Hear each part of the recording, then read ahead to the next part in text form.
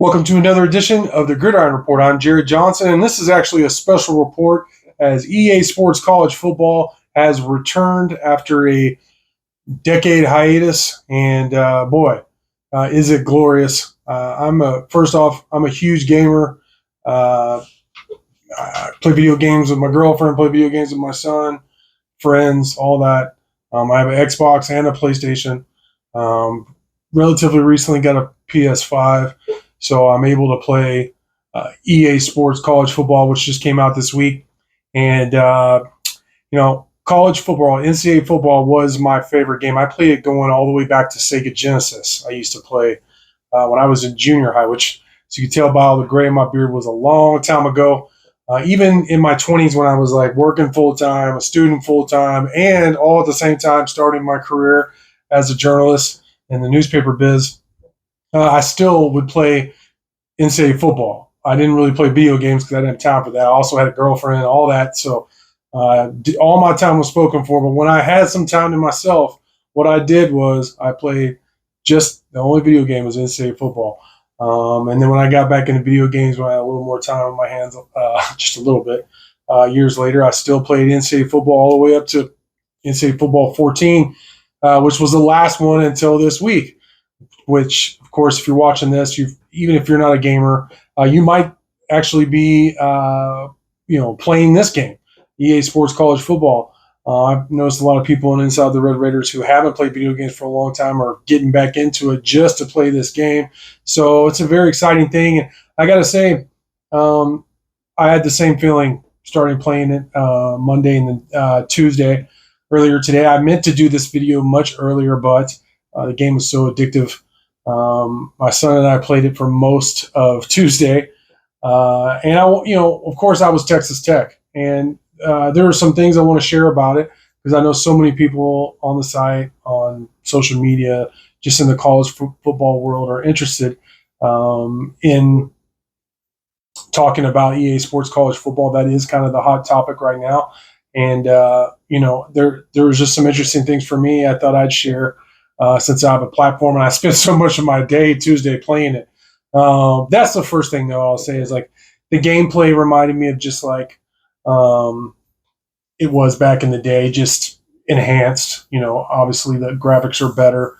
Some of the gameplay is more fluid, but in terms of like my son plays a lot of Madden. He's 12 years old, Lucas, and he's like, I'm very good at video games, sports games, but he's almost unbeatable. He plays so much Madden. But Madden and NCAA football, which now EA Sports College Football, have been different. The gameplay has been different, always has been. It's a very different feel. Yes, you're still playing football and all that, and a lot of the mechanics are the same, but it is a different feel, and it still feels like that. So that was happy to see that.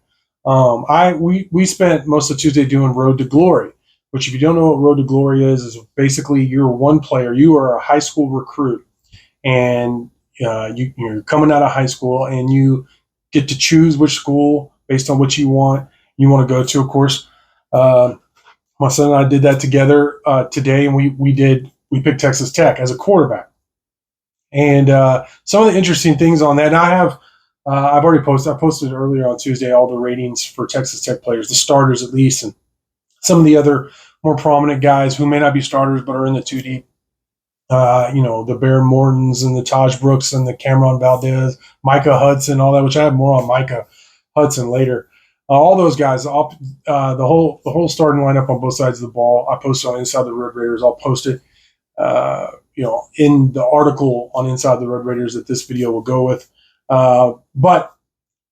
This is the one only disappointing aspect of Road to Glory that I found was that before you could actually play the high school games. You could make up the high school that you're from, like what town, what city, and everything. You could choose from a list, and you went through the high school playoffs and how you played in those playoffs, how far your team went, dictated your recruiting ranking. They did away with that. You just skip to where you choose. You want to be a elite player all the way down to I think they even had like a 1-star recruit. So that'd be like an unrated recruit on 24/7 Sports. But anyways, that was the only negative.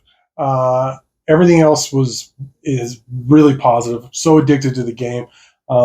First season as quarterback, um, came in as this overall 75, and you're in this road to glory. You're able to progress as an athlete starting as a freshman, and you could practice if you want to, or you could simulate. You upgrade your character. You make your character be how you want him to be, like what kind of personality traits, all these different things. Now there's NIL deals in it, which of course wasn't around before in 2014, which is interesting. That adds another layer to it. You can enter the transfer portal after every season, which is interesting. I had the same feeling. Like I was wondering, do players feel like this? Because you can get NIL deals if you do well. But I entered the first season as Baron Morton's backup as a quarterback. It's a 75 overall, worked up, and was a backup the whole first year. And it's simulated because I wasn't going to play those games if it wasn't my character. And Tech had a good season, went to a bowl game and all that. And then going into the next season, had a chance you can challenge whoever it's called position battles. And you have these different practice type situations like drill setup. And if you win 2 or 3, then you can overtake the starter and become the starter. The first time we challenged Baron Morton, Baron beat me out. I only won 1 of the 3 challenges. So that was disappointing. But two games into the season, had another opportunity to challenge him, and I won and took over. And this would be not this upcoming season, but the 2025 season. And Tech had actually, with Baron, I think part of the reason they opened it up was because Tech lost to Oregon State in early on in that season. And, we went on a huge run once I took over. We got to remember Taj is gone by then. Some of the receiver room is different. Josh Kelly's gone by then. But Micah Hudson emerges. And with him working out of the slot, I want to mention that he is an absolute monster in this game. And I got to say, I just have to say it. In the video game, the way he's used, he reminds me of Michael Crabtree, just the way he's played. His size, his yard after catch ability, all of it. Just the way he looked. I mean, if he was wearing 15, I would swear, hey, or 5, that's Michael Crabtree. But I think Micah Hudson actually finished second that season in the Heisman voting to another receiver from Oregon. That's how good he was. He wasn't even the player I was using, but of course, as a quarterback, I was throwing to him a lot. Caleb Douglas was really good. In the first year, Jalen Conyers was a beast at tight end. Taj, of course, was Taj. But I thought that was interesting that player, like Tech fans would want to know that Micah Hudson was just, he's what everybody is hoping he will be would be his sophomore year. So Coy Aiken was really good as a receiver. Jamari Davis in the third year becomes the starter, and him and Cameron Dickey are a two-back tandem that are amazing. Cameron Valdez was pretty good in this game too. He's so fast. But Jamari Davis, his first game, only played 1 game after, I guess it'd be the 3rd season, but it'd be the 2nd season my dude was a starter. And he had 180 yards or something at Oklahoma State. So man, I hope he's this good in 2026. But we ended up winning the Big 12 championship, beating BYU in the Big 12 championship. My son and I playing as Texas Tech. Only loss that we had playing, and it was me mostly. I don't even think my son played that game. Was at West Virginia. So it's always tough to win in Morgantown. So that was the only loss. We went on the playoffs. Ended up being Penn State in the semifinals, Florida State in the quarterfinals before that, and then Jacksonville State in the national championship. Can you imagine Texas Tech and Jacksonville State playing in the national championship? That's what it was. We won that one going. Penn State was very tough in the semifinals, but we did beat Jacksonville State pretty handily. I just wanted to say, if you're considering playing this game, do it. Tech's uniforms and the Adidas uniforms look amazing. The stadium looks great. The Jones AT&T Stadium with all the renovations. The gameplay is amazing. I haven't even done Dynasty yet. I intentionally haven't done Dynasty because I love this game so much. I'm so addicted to it. I have things I have to do. I have work I have to do. A son, a girlfriend, a house to run, all that stuff. I have things I got to do. So I intentionally put that to the side. Just did Road to Glory and still chewed up most of my day. So I thought I'd at least get some work out of it. But really cool features in it, and how you can upgrade your guy. You do have to go to class. You have to study, or you'll fail out. And I mean, you lose the confidence of your coach and staff and all that. You got to be a good teammate, but you definitely have a brand, and you have to work on that. Dedicate time towards your brand, like whether it be in the community or uh, choosing which NIL deals to take or not take. It's interesting. There's a lot to it, and also for me, it's interesting.